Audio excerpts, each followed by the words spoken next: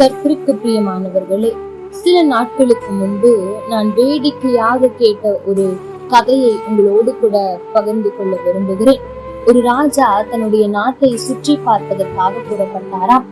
அப்பொழுது அவர் புறப்பட்டு போய் கொண்டிருக்கும் போது ஒரு கிராமத்தில் ஒரு சின்ன குடிசை இருந்ததாம். குடிசையில் ஏழை விவசாயியும் அவனுடைய குடும்பமும் மிகவும் சந்தோஷத்தோடு இருக்கிறதை இவர் பார்த்தாராம். இவரால் நம்ப முடியவில்லை. இவர்களுக்கு அவ்வளவா எந்த வசதியும் இல்லை, சின்ன குடிசை தான் இருக்கிறது, ஆனால் இவ்வளவு சந்தோஷம் இருக்கிறது என்று அதை யோசித்துக் கொண்டே தன் அரண்மனைக்கு போய் அங்கே இருக்கிற மந்திரிகளை அழைத்து நடந்த சம்பவத்தை சொன்னாராம்.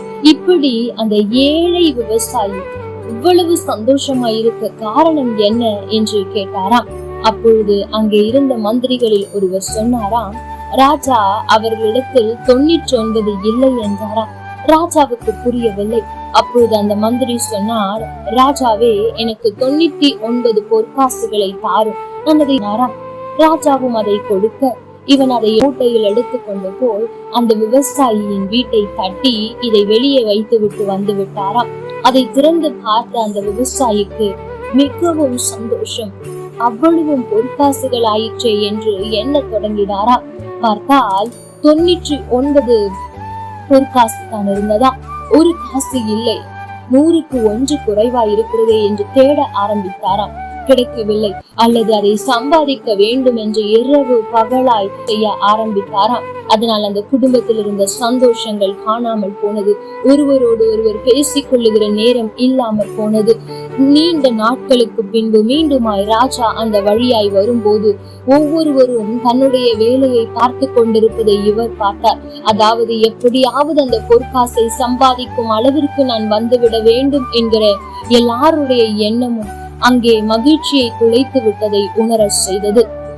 அந்த மகிழ்ச்சி இல்லாமல் போனதை ராஜாவுக்கு உணர செய்தது. ஆண்டவ ஜனமே, இன்றைக்கு நாமும் இப்படித்தான் ஏக நேரத்தில் குறைவாய் சம்பாதித்த போது இருந்த சந்தோஷம் இன்றைக்கு நிறைவாய் வாங்கும் போது இல்லாமல் போய்விட்டது. இதோடு நேரம் செலவிடாமல் போய்விடுகிறோம். இன்றைக்கும் ஒரு காரியத்தை உணர்ந்து கொள்ளுங்கள். இருக்கிறது போதும் என்று சந்தோஷப்பட கற்றுக்கொள்ளுங்கள். நாம் உண்ணவும் உடுக்கவும் நமக்கு கிடைக்கிறதா, அதுவே ஆனந்தம் என்று சொல்லி சந்தோஷமாய் இருந்து பாருங்கள். அதற்காக உங்களை சேமித்து வைக்க வேண்டாம் என்று நான் சொல்லவில்லை. சேமிக்க வேண்டும் என்று குடும்பத்தையும் குடும்பத்தின் சமாதானத்தையும் சந்தோஷத்தையும் தொலைத்து விட்டு ஓடாதிருங்கள். ஏனென்றால் வேதம் சொல்லுகிறது, 1 தீமோத்தேயு 6ஆம் அதிகாரம் 9ஆம் வசனம், ஐஸ்வர்யவான்களாக விரும்புகிறவர்கள் சோதனையிலும் கண்ணியிலும் மனுஷரை கேட்டிலும் அழிவிலும் அமழ்த்துகிற மதிக்கேடும் சேதமுமான பலவித இச்சைகளினால் விழுகிறார்கள். ஆம் தேவ ஜனமே, இன்றைக்கும் அநேகர் ஐஸ்வர்யவான்களாக வேண்டும் என்றும் பணத்தை சம்பாதிக்க வேண்டும் என்றும் ஓடுகிறார்கள். அது தவறல்ல. ஆனால் எதற்காக ஓடுகிறோமோ அந்த சந்தோஷத்தை மறந்துவிட்டு ஓடுகிறோமே, இது சரியா என்பதை சிந்தித்து பாருங்கள். ஆகவேதான் வேதம் சொல்லுகிறது, பண ஆசை எல்லா தீமைக்கும் வேறாயிருக்கிறது, அதனால் நாம் விசுவாசத்தில் விட்டு வழுகி போவதற்கு அது ஏதுவாய் இருக்கிறது என்று.